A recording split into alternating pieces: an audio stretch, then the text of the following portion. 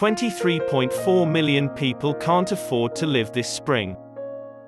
The expense of living is rising at a greater rate than at any time in recent memory. The annual inflation rate hit a 30-year high last month. Clothing prices have risen, petrol costs have increased, and the cost of the weekly grocery bill has gone up as a result. However, this is not the end of the narrative for inflation. Peak inflation is expected to reach 7% by April, according to the Bank of England. However, the Resolution Foundation thinks that this figure might rise to 8% due to the economic effect of the situation in Ukraine.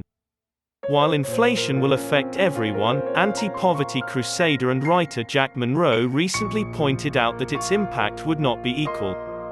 While some Britons have boosted their savings throughout the epidemic, this has not been the case for others on lower incomes.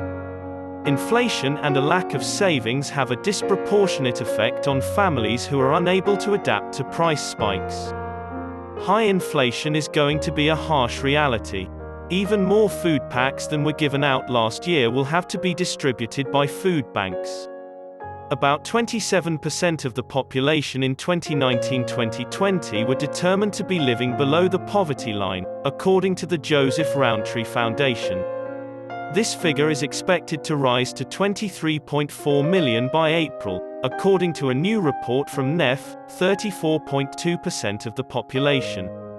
The average annual loss for individuals who fall below this criterion is alarmingly high, £8,600.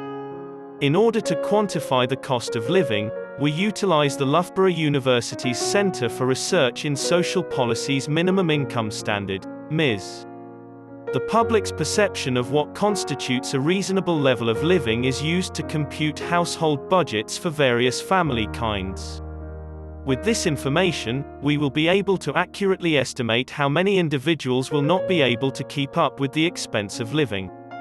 Estimated MIS value for April 2022 has been calculated using Bank of England predictions and Office for National Statistics inflation data for individual goods.